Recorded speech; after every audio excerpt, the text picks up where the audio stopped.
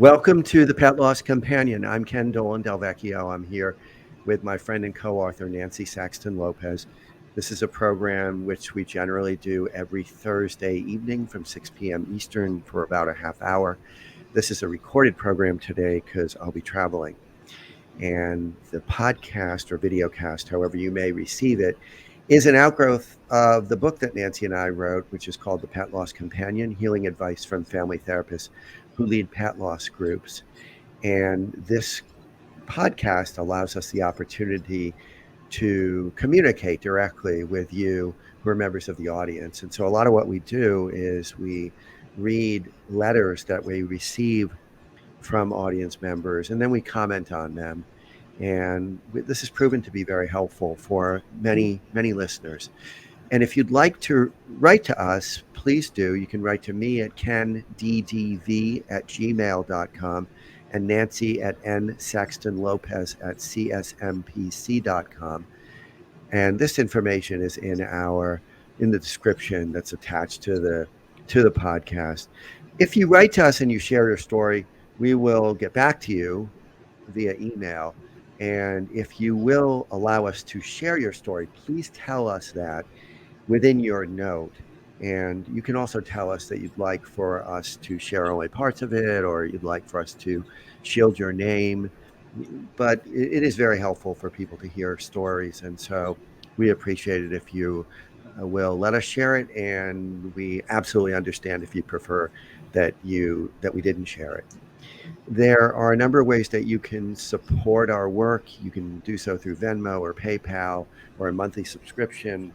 I also just want to mention that if you write to us, you can write to us for another reason. You can suggest a topic or a guest, and we always appreciate those recommendations as well. This program is a friend of Dakin Humane Society in Springfield, Massachusetts. You can learn more at dakinhumane.org. Dakin sponsors a cost-free Zoom pet loss support group that I facilitate. It's usually on the second Tuesday of the month. It runs 6 p.m. to 7:30 Eastern Time. There's an RSVP link in the program description, and the next one will be actually on the third Tuesday of the month because I'll be traveling on the second Tuesday, and that is July 18th. And again, it's free. You can dial in or Zoom in, I should say, from any place in the world. We have people who join us from all over the place, from the U.S. and well beyond. So please feel free to join us if you think that may be helpful. Also, it's really helpful in terms of the visibility of the program and getting it in the view of other people who will benefit if you will subscribe on YouTube.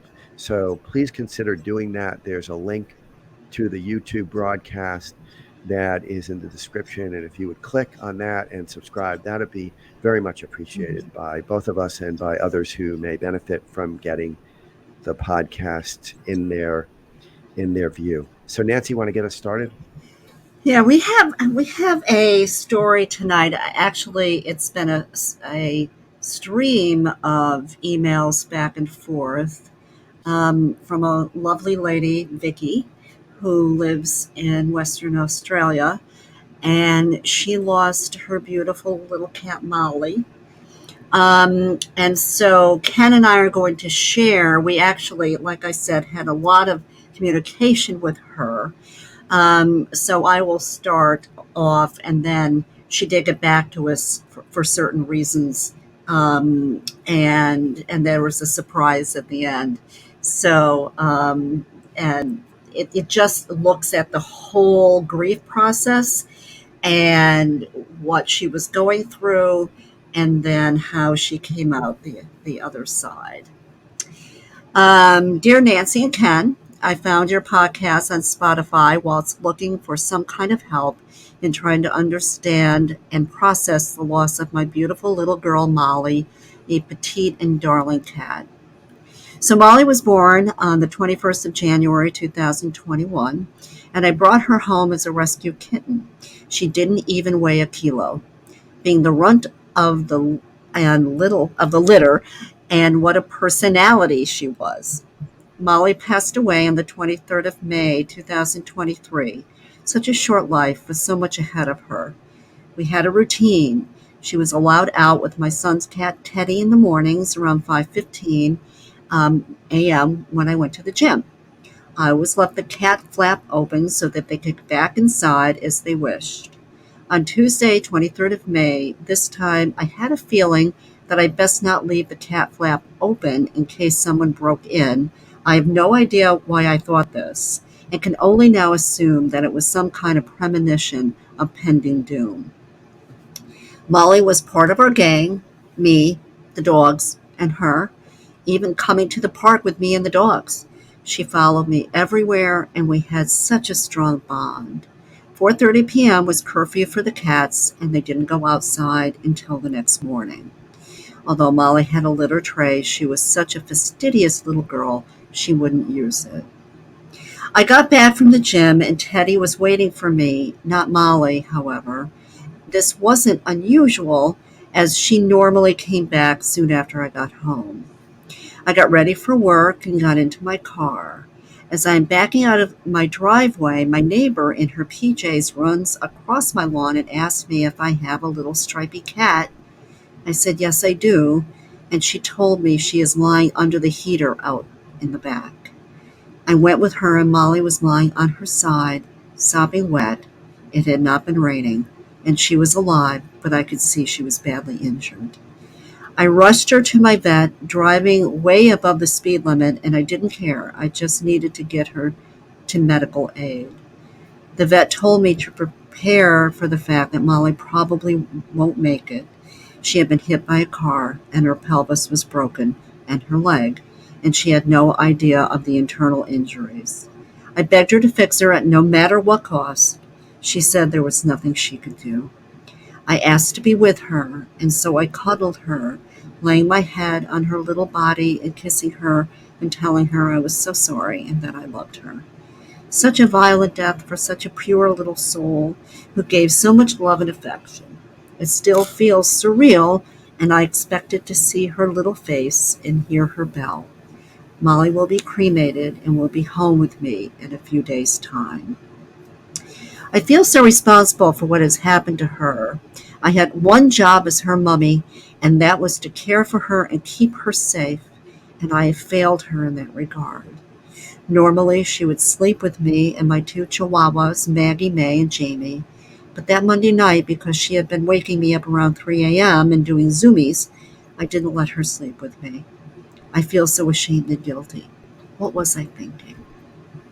If only I could turn back the clock and know that was our last time together or not, done our usual routine of letting her outside that morning, she would still be here with me. But she's gone, and I just can't process the loss and the huge hole this has left in my life and my heart. I thought I heard her purring the other night, but it was just a dream. I would do anything to get her back. I have two beautiful little dogs, which are 10 years old and have been with me since they were puppies, and I can't even begin to think about when their time comes. I'm so overwhelmed with grief, loss, and guilt, I don't know what to do. All I see when I close my eyes is that poor little baby with sopping wet fur and a broken body. I am beside myself with pain. Please help me understand why this had to happen. It's okay to share my story. So that's the beginning of all the emails that went back and forth. Right. And you've Yeah, been in touch with her a lot. You've been yeah, providing a lot of responses to her. and, Do you and want to support. read the next one? Yeah, so of course I responded to her. Um, and then, of course, she got back to me and said, thank you so much for your kind words. I know the only way out is through this awful darkness. But having people such as you and Ken in the world who know and understand this mind numbing darkness and pain is so wonderful. Listening to your podcast is so helpful and puts one on the path to eventual healing and hopefully in time forgiveness of self. I never meant her any harm. She was my baby girl, and I miss her little kitty face and her warmth so very, very much. God bless. And so, of course, I wrote back and said, of course, you meant no harm, right? Right. This is typical for a lot of times when there are accidents. Accidents happen. Yep. And she felt so incredibly guilty. and I should have done this differently. I needed to do that. Why didn't I do this? And so, of course, she would never want to harm this Of little course baby, not. Of course not. you And know. Um, so hard. So, so then I'll read the next correspondence. okay. And this So is this is Sorry to Be a Pest. Is that the one? no, Okay, that good. must Let be. me do Sorry to Be a Oh, Pest. okay. I'm Okay, sorry. Yep. so that's okay. Okay, so she got back to me a couple days later. Sorry to be a pest, but I'm really struggling with accepting Molly's death, and I feel totally responsible for what has happened to her, letting her out early, knowing the dangers and risks. She was injured so horribly, which could have been avoided, and the pain she must have suffered at my blasé attitude is inexcusable. I had a pretty unkind message on Facebook from a Mhm. stranger saying, "Why did I let my young cat out unsupervised? And this is what happens when you let young cats out." I have thought about this comment all day, and she is so right. I am totally responsible and caused my little girl pain and an early death. I don't know how I'm going to get through this guilt knowing I caused her dreadful pain and early demise. I wish her so very much. It breaks my heart. I don't think I should ever rescue another cat. Okay, so now she's still in that process of early grief and the guilt, and then she gets this message, right? Yeah. And of course, my response to her is, that was unexcusable. It That was some people are assholes. That's your response. that pretty much was it. I didn't want to necessarily say that, but yes, I responded to her immediately, and of course the guilt is crushing for Of her. But course. we do live in a cruel world. Yeah. It has Yeah. really changed with social media, and there's a lot of people who will step in and give opinions and criticisms and judgments that are not really warranted because no one knows what that other person is going through. Right. Yeah. So and then I talked about being gentle with herself and that, and probably not go on Facebook for a period of time, because it was just too hard. So then, let's see. Okay. So she went off Facebook. Um, And then she talked about end of life again, too. What was going on with her, because she couldn't get the images out of her mind. And Yeah. I don't have actually her email, but I have mine back to her. So it was like, it's really hard in the beginning, right? Because that's what you look at. Oh, it just That's what keeps comes up. coming to it keeps coming to mind over and over and over again. And we hear that almost from every single person. Certainly when there's a traumatic death like this, just the image is something that just pops into our head all the time. And it's just something we work through, and eventually it becomes less painful and it becomes less frequent. I think she also she was afraid of Molly being in pain. And I said to Hmm. her, my sense is that she went into shock immediately, Yeah. that she Yeah. was not really feeling Yeah. Yeah. because her injuries were so So serious. serious. Yeah. And the grief journey is difficult, right? It's challenging, but it signifies how much you love this Sure. little animal, Yeah. this little beautiful creature. Right. Yeah. So then she said thank you, and I think now we'll go into what you have, I believe. Right. So, okay. So this is a letter to you. The correspondence is to Nancy, always in this case. Hi, Nancy. I just wanted to let you know that I've written a post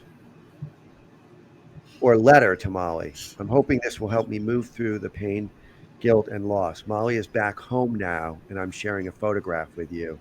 So we have, as I showed before, we have a number of photographs. Molly was a strikingly beautiful Really cat. beautiful cat. And here's Molly with the two dogs. Oh, the babies, all the babies.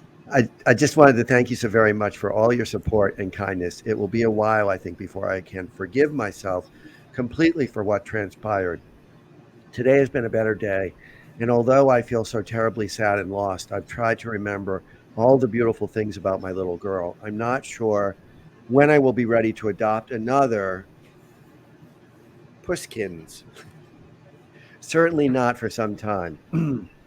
But in the honor of my little girl, I will keep my heart open because I do believe they send us the right baby at the right time. I will tune into Ken's podcast Zoom session next month. As you are right, I think this will help me a lot.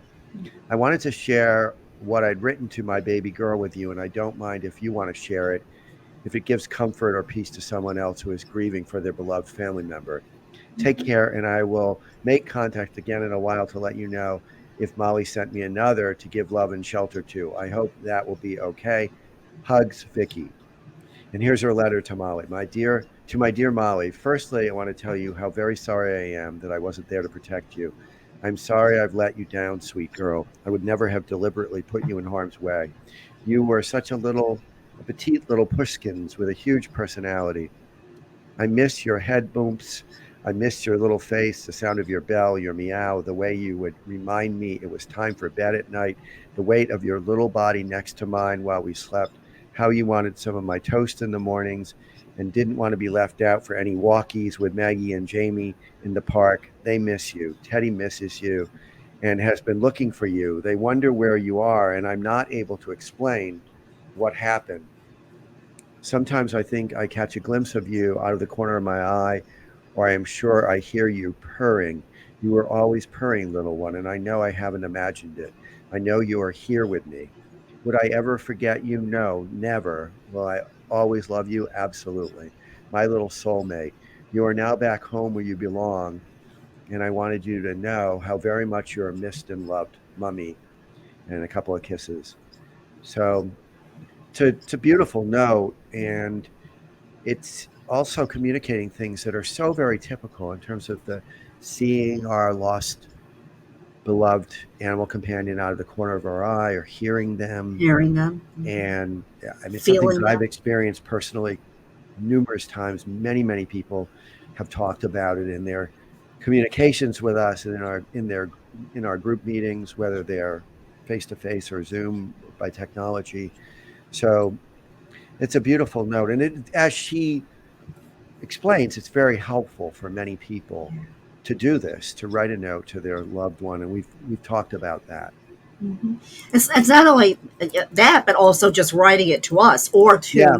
Yep. to writing it out in a journal, Yep. right? Because it moves it. The pain is so immense, it's so devastating that it kind of encompasses those feelings and puts them out on Yep. paper, Yep. which Yep. is really healing because you see it instead of just feeling it, right? Yeah. Yeah. You Um, get it out of yourself, gives you a little perspective, gives you a point of reference. and Sometimes then to people, also write a letter to your babies that have died, yeah, right? And telling them, how much you love them, and of course, she never wanted anything to happen to of her. course, We yeah, never want anybody to die, but again, accidents happen. yep, And that's we've had quite a few of them. We just had a new one, I think, where there was an accident yeah. where a dog was run over by mistake, and that's just it's I can't it's so painful and difficult. It's so painful, and it's so, and we'll get to that note that you just referenced because it takes a special kind of uh, generosity to share the Yeah, story these of that things. because it is this is the story that Nancy's mentioning, and we'll get to in a couple of weeks probably, is of somebody who inadvertently ran over their own dog with their car. And of course, we've heard this a number of times, but this person is It does happen. absolutely telling us it's okay to share. So you're not alone if that's or something similar has happened to you. And there are many people who have indoor outdoor cats. And in Yes. fact, there are cats who, because of their temperament, cannot be indoor cats.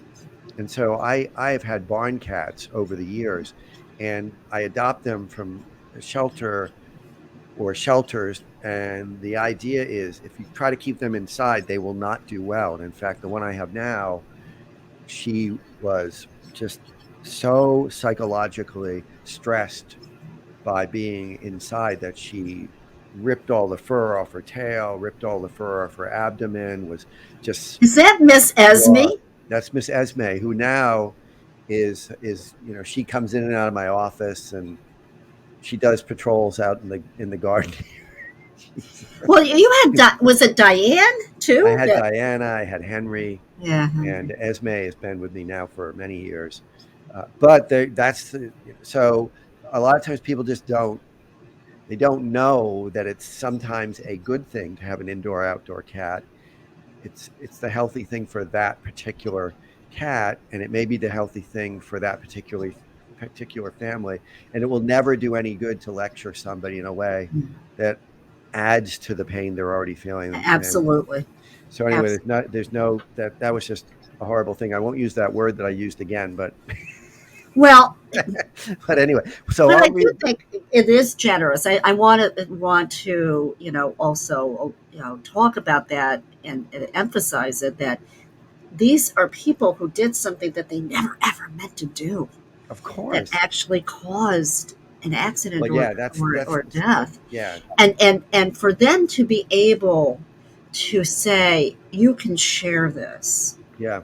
is is is so appreciative for us because you know you're putting yourself Oh, in a who situation knows? where The many people who either accidentally or life is full of accidents, yeah, all kinds of accidents, and so there's no there's no absolute security. There just isn't.